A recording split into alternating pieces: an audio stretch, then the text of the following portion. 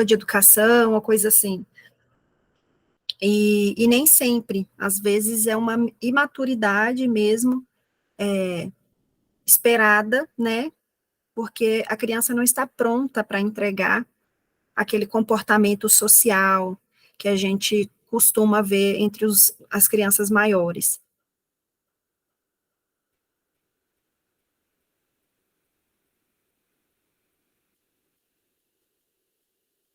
Sim, aí uma vez o coleguinha falou que perder era importante. Ele só fica falando, mãe, perder não é importante. Eu falei Ai, assim, eu acho que aconteceu alguma coisa na escola que ele veio sim. com essa conversa, que o colega falou que perder é importante. Ele, mãe, não é importante, importante é ganhar. E olha como é interessante, porque isso, de fato, é o que todos nós queremos, né? Você imagina, quando a gente vê um jogo de futebol, quando a gente vê uma competição, sempre tem ali igual a gente teve a Copa, né? Ele está com 6 anos, ele já viu a primeira Copa.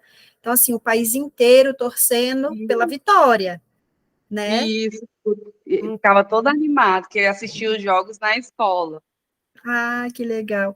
E aí você imagina, né? A criança ficar ali torcendo para o time e a gente depois falar assim, não, faz parte perder, importante é participar. Então, assim, acaba sendo controverso. Conforme a gente cresce, é claro que a nossa percepção social, né, vai ampliando, e a gente já começa a entender que se para um ganhar, o outro perde. Isso, né? Às vezes nós vamos estar do lado dos que ganharam e outras vezes do lado dos que perderam. Mas essa percepção mesmo, assim, de si e do outro, demora a chegar, né? Ou seja, conforme eles crescem, que eles vão tendo essa noção. E isso você falou isso, e eu lembrei assim que um dia a gente foi orar por um casal, né? E aí pediram assistência depois do culto e o obreiro me chamou, né? Uhum, Aí ela foi e falou assim, ela pediu oração. Olha o que que ela falou. Ela falou assim, olha, porque a gente quer uma oração, e era visitante, porque ele é divorciado e eu sou viúva. Mas eu não quero casar com ele porque eu vou perder a pensão. Então, olha aí, eu fiquei assim, eu falei, meu Deus, ninguém quer perder.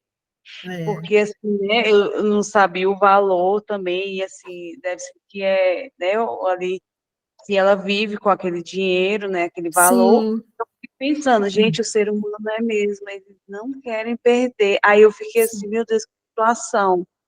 Porque ela delicada. pediu oração, porque ela sabia que estava, né, ela estava convivendo com ele, mas não estava casado, né, perante a lei, mas ela não Uhum, queria perder aquilo ali. Você falou agora, eu falei, gente, eu lembrei desse dia, eu falei, gente, ninguém quer perder mesmo, até isso.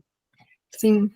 Às vezes a gente quer normalizar para a criança que aquela perca ali é pequena, né? Como se aquela perca para nós, para o adulto, é pequeno. E para a criança é uma perca grande, né? Então, Verdade. assim, às vezes a gente vai mensurar isso de que, foi só um jogo, mas para a criança não era esse só que a gente coloca sempre antes da dor do outro, ele geralmente ele diminui, né, o sofrimento do outro. E aí acontece um evento que a gente pode chamar de um evento de injustiça. Quem está do outro lado se sente injustiçado, né, se sente igual essa mulher, por exemplo. Imagine na cabeça dela, ela falou assim, como assim eu não posso me relacionar nunca mais? E perco o Uhum. meu direito, eu continuo sendo viúva, né, do Sim. primeiro marido. Então, assim, é um direito adquirido, mas que tem uma condição, que dependendo do que Uhum. você fizer, você perde. Então, a sensação que a gente, né, vai ter do outro lado é um evento de injustiça. Isso acontece com as crianças quando a gente fala assim, empresta o brinquedo, a criança não quer emprestar, e a gente vai lá e toma o brinquedo da criança e entrega para o outro. E aí Uhum. cria-se aquele choro, né, aquela confusão, porque a sensação que a criança tem é de que ela teve uma injustiça ali naquele momento. Aquilo que é dela foi tirado, mesmo sem ela querer, né, foi tomado, foi roubado. Então, assim, essa coisa da gente considerar a dor, a insegurança, o desconforto do outro, ela passa um pouco mais pelo nosso olhar de empatia, né? Conforme a gente vai amadurecendo, refletindo sobre esse contexto diário, que é quase automático, a gente não se dá conta disso o tempo inteiro. Mas quando a gente passa a ir refletindo sobre o nosso contexto social, a gente começa a olhar para o lado e pensar assim, poxa, realmente a gente precisa ter um certo cuidado antes de opinar sobre algumas coisas, assim, né? Verdade. Menina, então vamos lá. Hoje seremos você e eu. Mais uma vez eu quero te agradecer por estar aqui. Por algum motivo, as outras não puderam estar aqui, as outras meninas, mas não tem problema, vai ficar gravado. E cada uma assiste no seu tempo, cada uma assiste de acordo com o que achar que é válido para aquele momento, né, da jornada de cada uma, tá bom? Então, vamos lá. Nathalie, hoje, como a gente seguiu uma sequência, o que que a gente falou na primeira aula? Nós conversamos muito sobre o nosso eu, né? Onde eu estou, o que eu quero, como eu me vejo, como eu me percebo. Depois nós fomos falar um pouco dos nossos filhos, quem eles são, de que maneira eles se sentem amados, de que maneira eles vão se comportar mediante aos seus próprios temperamentos. Falamos sobre quem somos e quem eles são. Na última aula, nós entramos um pouquinho sobre os limites, sobre a forma de amor de cada um, né? Qual a linguagem que essa criança se sente abastecida, e sobre como estabelecer alguns acordos, alguns limites, né? E hoje, como o nosso tema desse grupo, né, essa comunidade se chama Filhos para a Terra e Céu, hoje eu vim trazer uma proposta um pouco de espiritualidade, considerando que nós aprendemos muitas coisas que são relevantes para o trato do dia a dia, mas agora nós vamos entrar dentro de uma esfera também muito importante e que vai influenciar lá na primeira aula, na segunda e na terceira. Quando esse tema, né, talvez ele ficou como último, mas não por ser menos importante. Pelo contrário, eu acredito realmente que ele seja o principal. Né? Quando nós temos uma espiritualidade desenvolvida e trazemos isso para o núcleo da nossa casa, certamente as outras áreas serão influenciadas. Porque o espiritual, eu acredito muito que o espiritual, ele governa sobre o natural. Então, é como se, numa esfera superior, algumas coisas vão acontecendo e vão influenciando, né, nessa nossa camada aqui. Você também acredita assim? Sim, com certeza. Então, assim, o que que eu separei hoje para a gente discutir, para a gente refletir? Eu separei a história de Moisés. A história de Moisés, na verdade, para mim, ela faz muito sentido com os dias atuais, por alguns fatores. E nós vamos entrar dentro deles aqui e vamos aprender juntas. O que que acontece? Naquele tempo, no tempo de Moisés, ele estava vindo de uma linhagem, né? Ele veio de Abraão, de Isaac, de Jacó, ou seja, ele foi permeando ali os seus antepassados até chegar em José. E o rei conhecia, né? O faraó da época foi conhecendo essa família. Porém, foi se passando os anos, chegou o momento, né, da época ali de José, e já vencendo esse prazo, chegando ali a Moisés, e o rei Faraó já não conhecia mais, não conhecia a história anterior, não conhecia o Deus que aquele povo, né, todo servia, e esse rei começa a perceber uma coisa: o povo de Israel, ele era numeroso, né, existia uma facilidade daquele povo crescer, né, em todos os aspectos. Então, era um povo forte, um povo vivo, um povo que produzia muito, né, a Bíblia conta que eles trabalhavam muito, e a primeira coisa que o rei pensou foi que poderia ser um perigo para aquela geração, né, para o Egito. Então, ele começou a aumentar o fardo, e isso remete muito aos nossos dias de hoje, né, qual que é o grande intento, talvez, desse mundo, desse momento que nós estamos vivendo? É que nós estamos cada vez mais recebendo mais palha, né? Palha é o termo usado ali na Bíblia.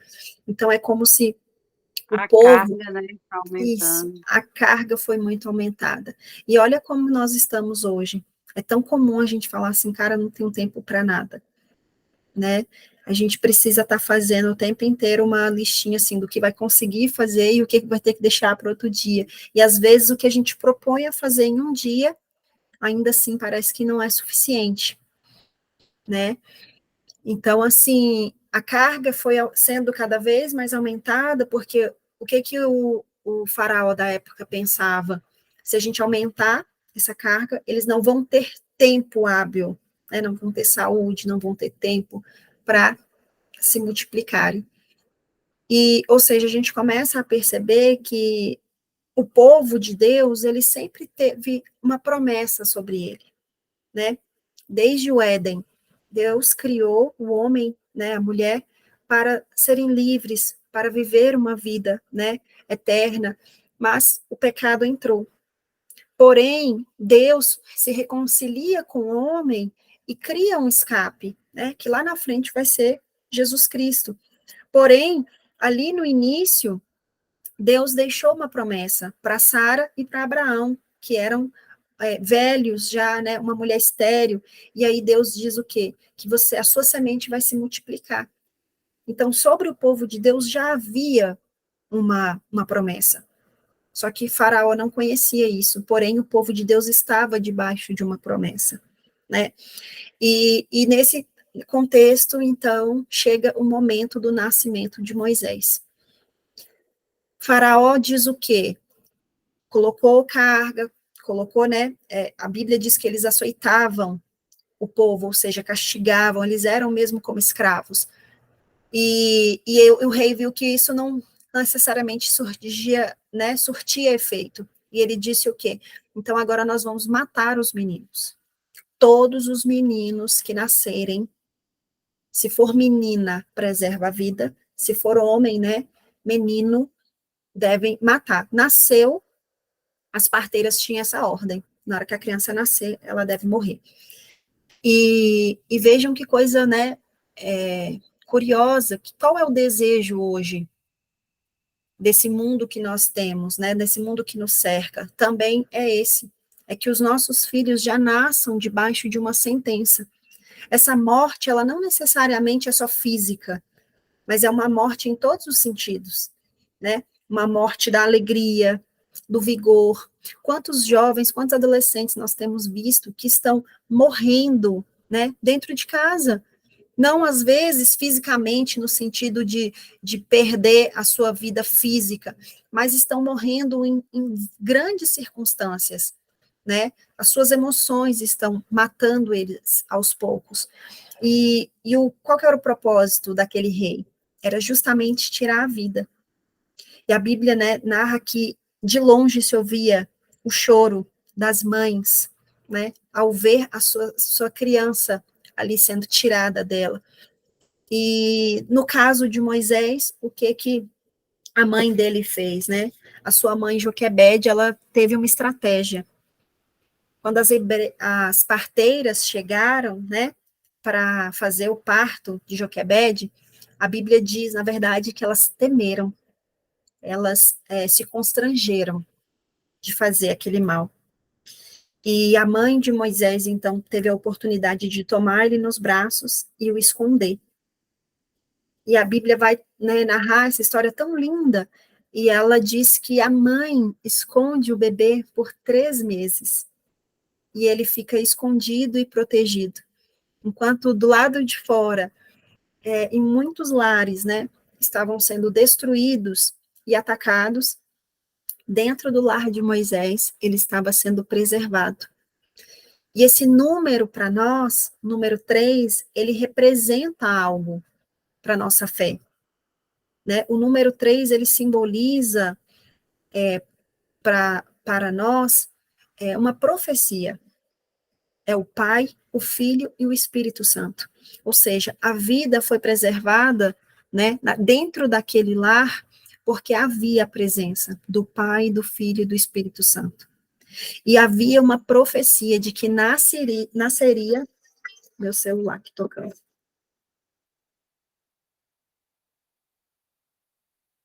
Vou botar um silencioso aqui, meninas. Então, assim, nasceria um libertador. E esse libertador era Moisés, né?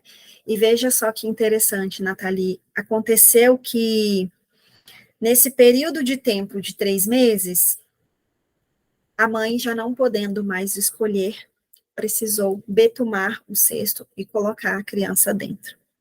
E isso traz para nós um outro ensino. Vai chegar um tempo que os nossos filhos, eles vão estar crescidos. E nós não vamos mais dar conta de protegê-los de forma física, né? Ou seja, dentro da nossa casa, com os nossos costumes, com os nossos rituais, com tudo aquilo que a gente acredita.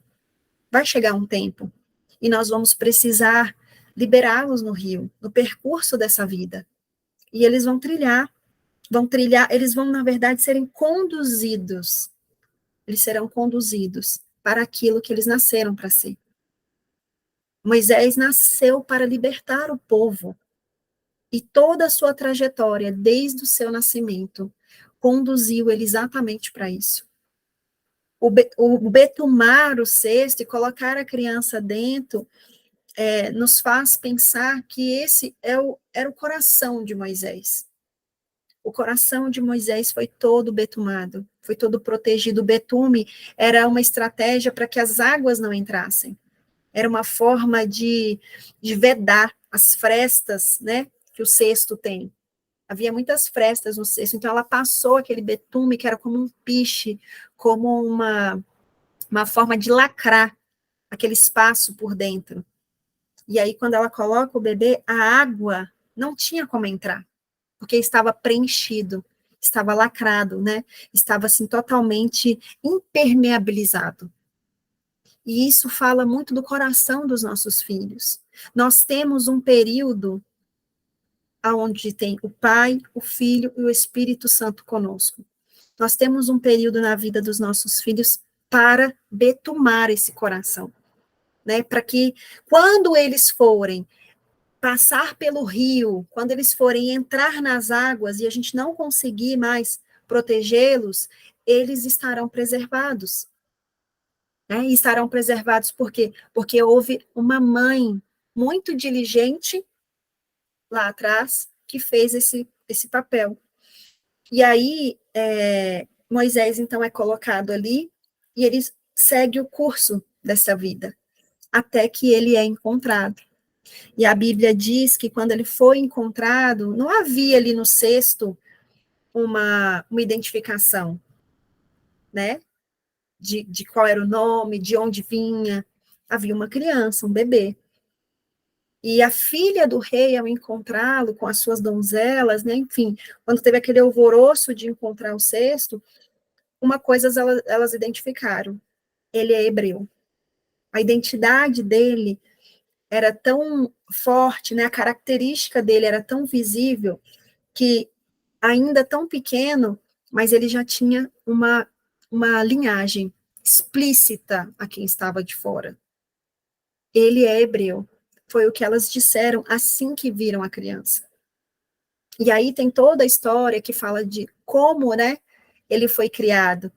A irmã dele, para quem não conhece, né, que depois muitas vão assistir, para quem não conhece a história, quando a filha de Faraó encontra o bebê ali no cesto, ela toma-o para si, e a irmã de Moisés estava próxima e viu aquilo tudo acontecer. E ela falou assim: por acaso a senhora não quer que eu encontre uma mãe, né, de leite para ele, para que o ajude a amamentar e alimentar? E a filha de Faraó achou uma boa ideia. E aí, o que ela fez? Miriam era irmã de Moisés. Ela foi lá e chamou a sua mãe, ou seja, a mãe dos dois, né? E aconteceu que Joquebede pôde amamentar o seu filho. Ou seja, ela pôde alimentar. O que nutriu aquela criança foi algo que partiu de uma mãe. Ou seja, foi algo que saiu do seio materno daquela mãe. era um nutriente dela. Ela estava abastecida e ela pôde alimentar o seu filho. E aí entra o que nós precisamos trazer para hoje. Nós vimos o que a ciência diz sobre o temperamento das crianças, nós vimos como que é o cérebro da criança, nós entendemos de uma série de circunstâncias, de autores, de pesquisadores, de pessoas muito relevantes e importantes. Mas agora eles têm o seu lugar. Nós, como mães, temos o nosso. O que vai nutrir os nossos filhos? O que vai alimentar as nossas crianças? Né? Será que nós estamos tomando cuidado para betumar esse coração, para preparar esse coração? Porque vai chegar um tempo que a gente não vai conseguir mais escondê-los, como Joquebede fez. Né? Então, tem um tempo para todas as coisas, a Bíblia diz isso, existe um tempo determinado para todas as coisas debaixo do céu. Existe um tempo que nós temos para introduzir algumas coisas na vida dos nossos filhos. É claro, se você está ouvindo isso aqui hoje e pensando assim, poxa, os meus filhos já são grandes. E aí, não tem mais jeito? Tem, porque Deus é bom e Ele, né, move o coração de todas as pessoas. Mas, gente, não é muito mais fácil a gente ensinar uma criança sobre espiritualidade quando ainda ela é pequena? Você ensinar uma criança, né, a importância de visitar, de congregar em algum lugar, seja a denominação que você, né, escolher, é muito mais fácil a gente ensinar a criança que existe um ponto onde a gente se esforça e a gente faz tudo, aí chega um limite. E algumas coisas nessa vida é como se tivesse um teto, um limite para ser feito. E aí quem tem uma espiritualidade consegue transcender e entregar isso, né, para Deus, considerando que ele tem uma fé, considerando que ele sabe e ele espera que alguém pode socorrê-lo, ajudá-lo, né? Como que é muito mais fácil a gente pegar um adolescente que está passando uma angústia, né, sofrendo bullying, se sentindo inseguro, passando por algum tipo de ansiedade, né, com relação à aprendizagem, qualquer assunto desse, a gente falar assim, olha, nós vamos nos esforçar, nós vamos buscar um acompanhamento, uma ajuda, mas podemos também orar. E aí, para os nossos filhos, cabe a mesma coisa que nós conversamos na semana passada. Não necessariamente aquele desconforto vai sair, mas a percepção que essa criança tem, que esse jovem, esse adolescente tem sobre a situação que ele está passando é outra. Né? Quantas vezes a gente não se vê aflita assim e fala assim, nossa, eu vou orar. Aí a gente vai ali, tem um período de oração, você chora, você se entrega, você, né, se quebranta, levanta, não mudou nada, né? Às vezes a circunstância do lado de fora abriu a porta do quarto, tá tudo igual. Mas o nosso sentimento diante do que está de fora, ele muda. Ele muda porque nós temos um encontro com Deus e aquilo acalma, aquieta a nossa alma. E esse é um recurso que nós podemos ensinar aos nossos filhos, e conforme eles vão crescendo, né? Ou seja, quando criança, isso ainda às vezes é muito raso, mas conforme eles vão crescendo, eles vão ampliando essa experiência e vão se aprofundando nessa experiência íntima, né, pessoal com Deus. Então, assim, meninas, essa história de Moisés traz muito essa reflexão para nós. E eu gostaria de deixar ela hoje, né, como ensino aqui, algo que é uma palavra, né, muito densa, com muitos detalhes, que sempre me enriqueceu muito, e por isso eu pensei em trazer.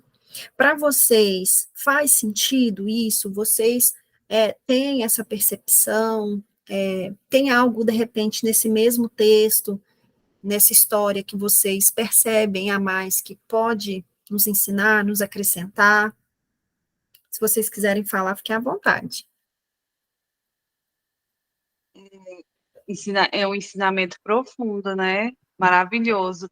E assim, a gente vê assim, sempre vendo assim, porque é melhor você cuidar da criança do que tratar um adulto.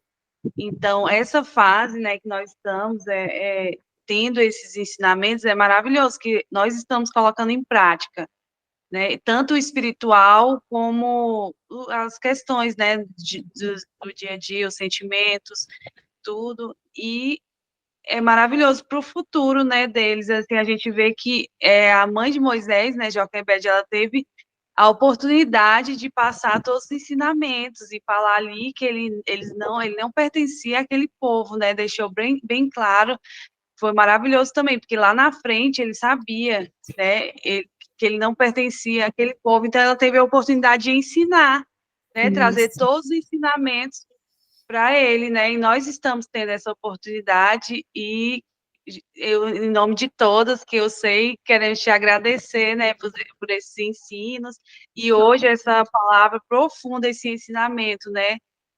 Maravilhoso, obrigada. Ô, Nathalie, que bom. Eu fico muito feliz de poder ter contribuído com vocês nesses dias. Nós findamos aqui, né, esses 4 encontros. No grupo, nós vamos continuar abastecendo. O que a gente imaginou para o nosso grupo? Fazer temporadas. Então, fizemos agora uma temporada de lives, agora vamos entrar com uma nova temporada, com conteúdo também, com ajudas, né, com partilhas de uma outra maneira para vocês. Sempre que possível, eu vou colocar ali um livro, um link, um filme, algo que possa contribuir.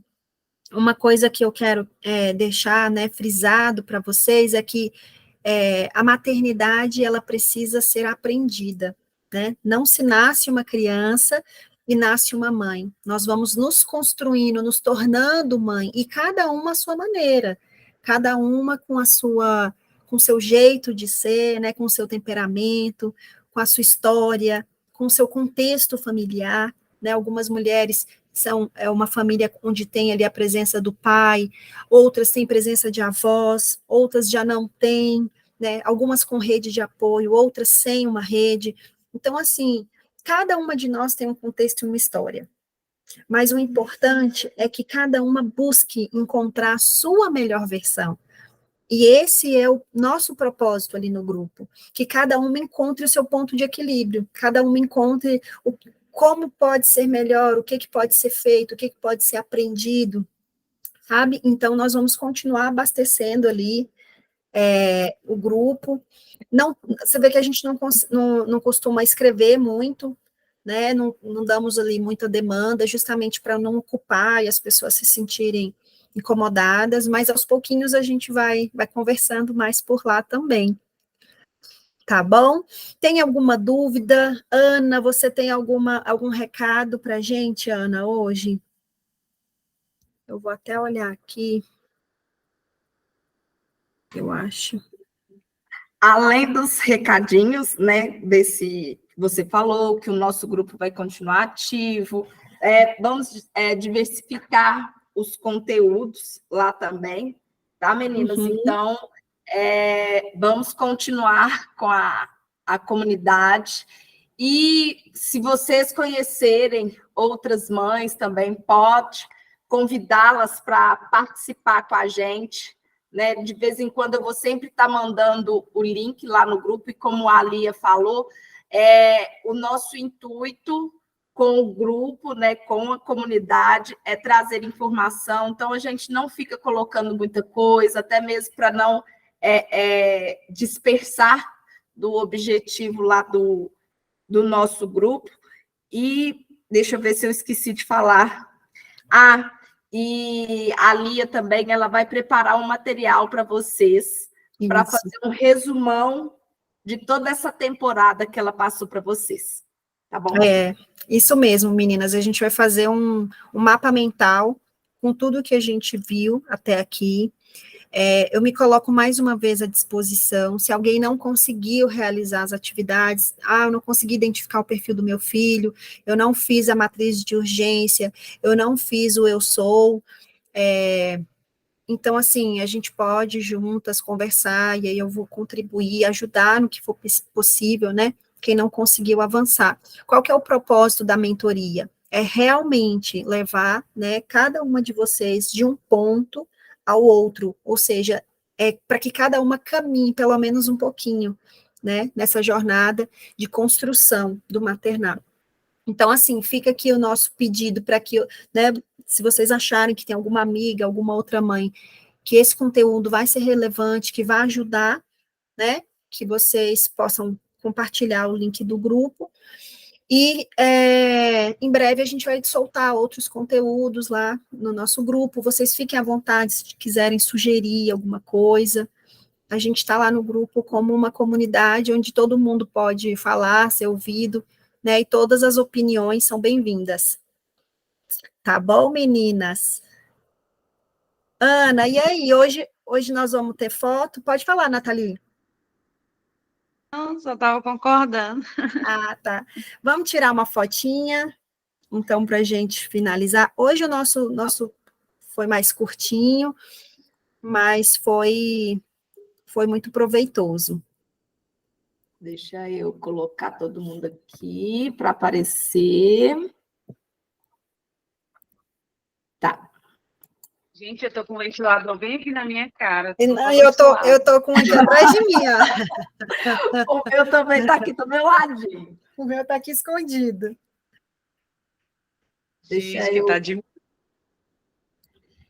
Então, gente, eu não vou abrir minha câmera, porque o meu cabelo está sem condições. Está descabelada. Gente, então vamos lá. 1, 2 e... 3 e... Aê! Eu acho... Ficou bom, Ficou. Ana? Ah, então ótimo. Eu gostei. Então tá bom. Meninas, então, muito obrigada pela presença de vocês e contem comigo no que vocês precisarem, lá no nosso grupo, tá bom? Um grande abraço, que Deus abençoe, né, os nossos lares, os nossos filhos, as nossas famílias, tá bom? Fica com Deus, um beijo. Beijo. Tchau, tchau, meninas. Tchau.